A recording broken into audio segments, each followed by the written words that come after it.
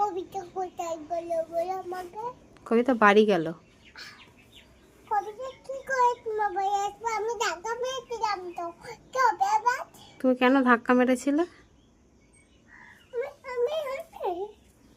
এই বাবা, দাদু কোথায় গেল? দাদু দোকানে গেল। হ্যাঁ, দোকানে গেল।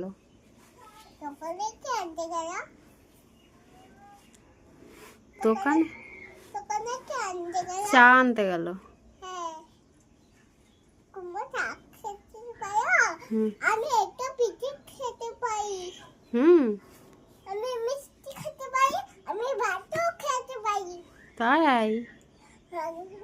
আমি একটু ভাত খাবো না, তাই বলবো মাকে। কি বলবি?